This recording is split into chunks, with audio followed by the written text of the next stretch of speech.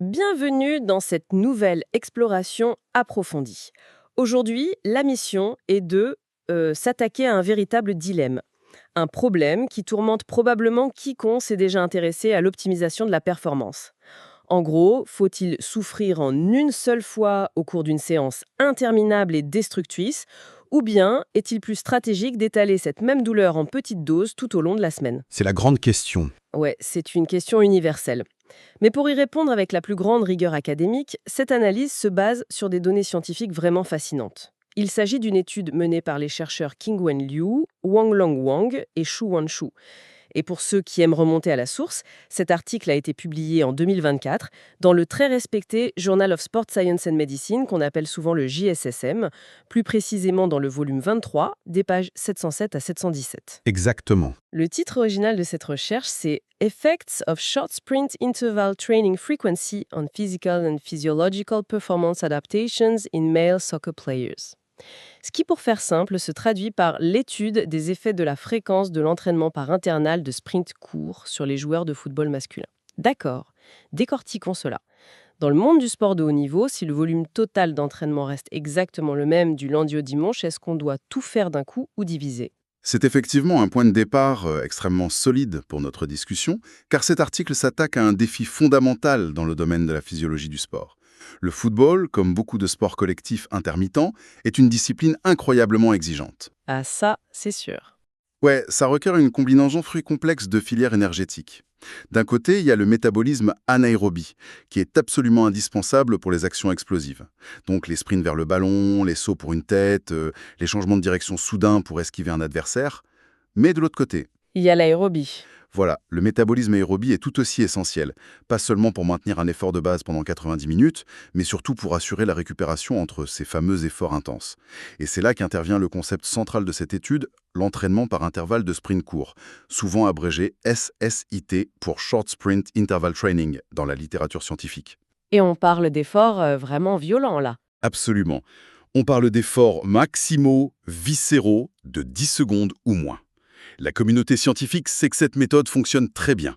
Mais la question qui restait en suspens, et que cette étude aborde, c'était de déterminer la fréquence hebdomadaire parfaite. Et pour tirer cela au clair, l'équipe de recherche n'a vraiment pas fait les choses à moitié. Ils ont sélectionné 40 jeunes joueurs de football de niveau universitaire. Des athlètes qui participent déjà à des compétitions de niveau national, donc on n'est pas sur des débutants. Non, pas du tout. Mais il y a un détail méthodologique passionnant. Ils ont utilisé un logiciel spécifique, appelé G-Power, pour déterminer la taille de leur échantillon. Ce n'était pas juste recruter des volontaires au hasard dans les couloirs. L'utilisation de G-Power permet de s'assurer, avant même le début de l'expérience, que l'échantillon sera statistiquement robuste.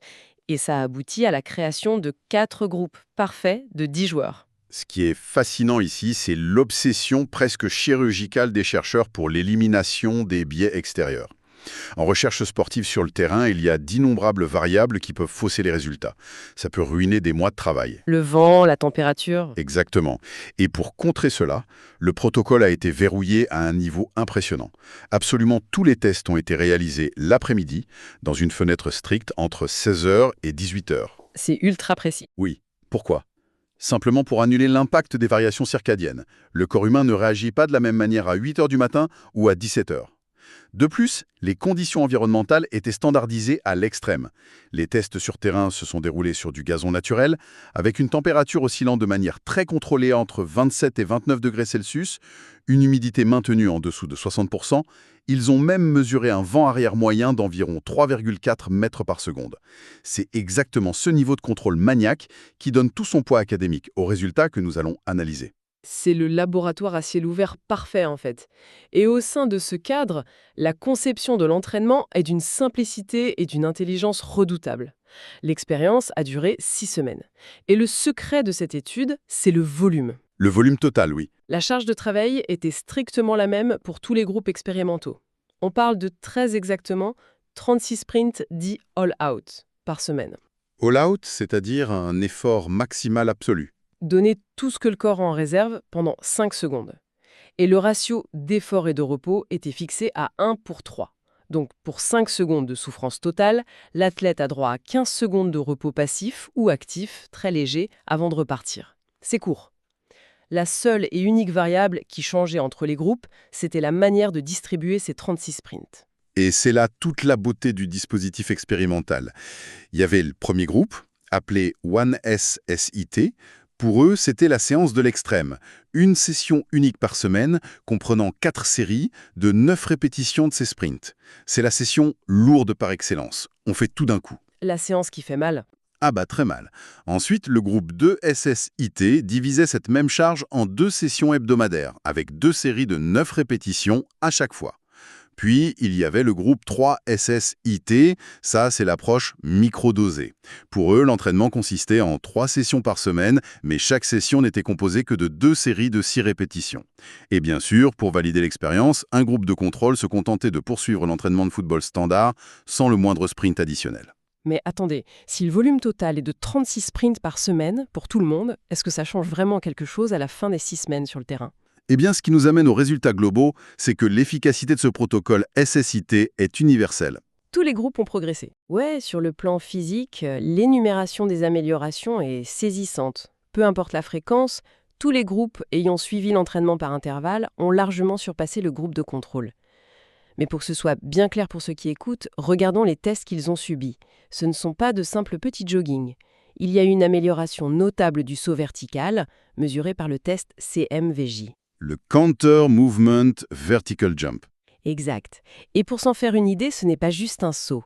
L'athlète descend rapidement sur ses appuis avant d'exploser vers le haut. Ça évalue vraiment la capacité des muscles et des tendons à utiliser l'énergie élastique. Tout à fait. Et les chercheurs ne se sont pas arrêtés là. La vitesse pure a également progressé sur le sprint linéaire de 20 mètres. L'agilité, qui est la capacité à freiner et repartir dans une autre direction, une compétence vitale au football, a été testée via le fameux test d'Illinois.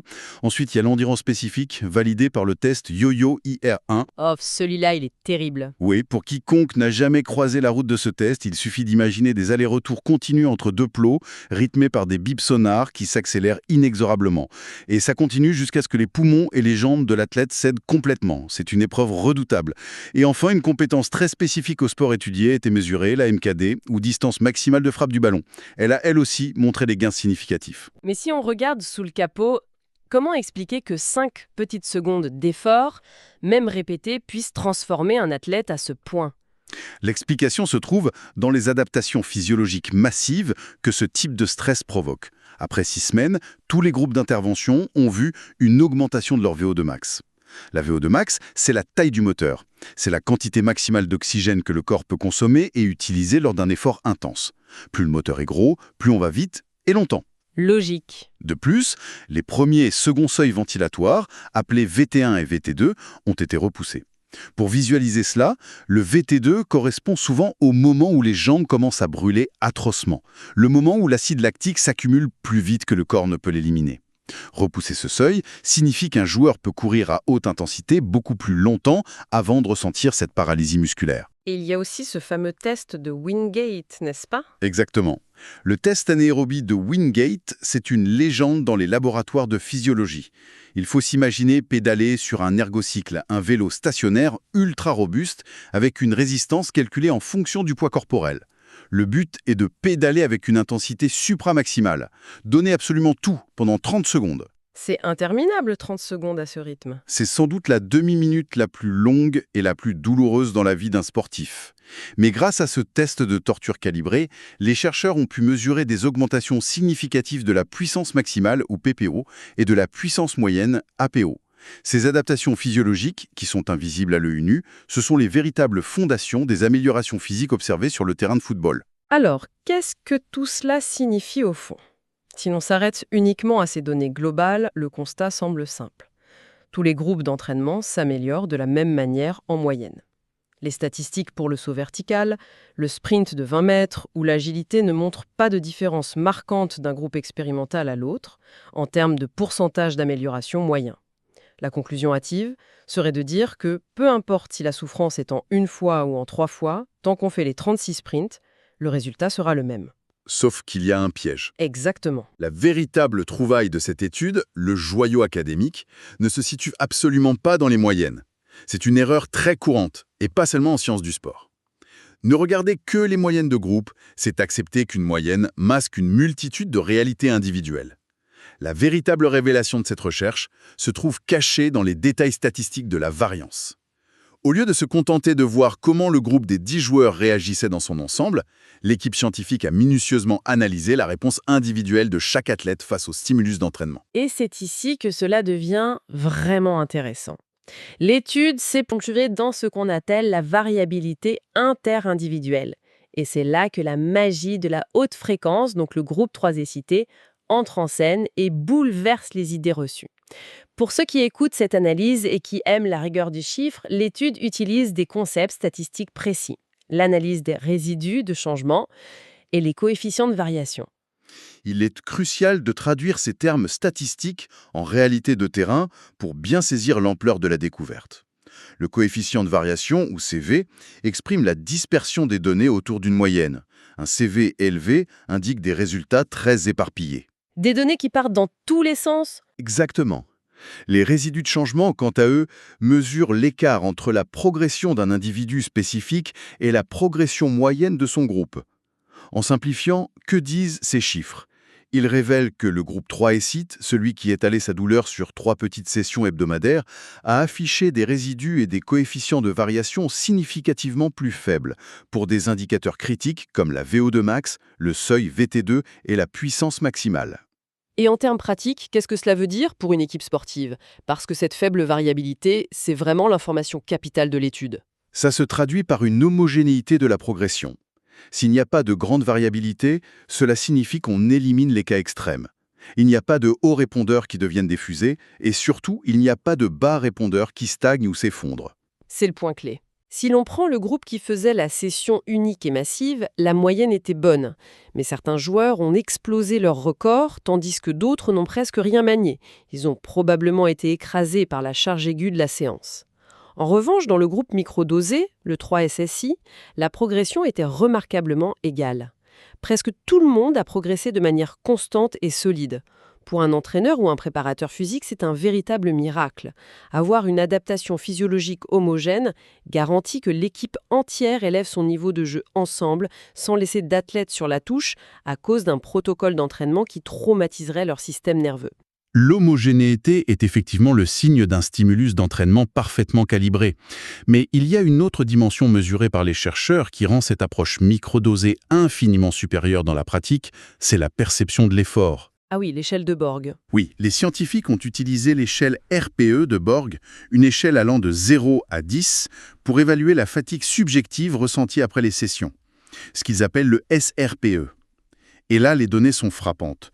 Plus la fréquence des sessions augmentait, plus l'effort perçu par les joueurs diminuait. C'était mathématique.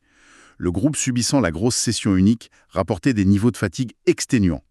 Le groupe à 2 sessions se sentait un peu mieux, et le groupe à 3 micro-sessions rapportait l'effort perçu le plus bas de toute l'expérience. Et le plus fou dans tout ça, c'est qu'il faut se rappeler la condition de départ.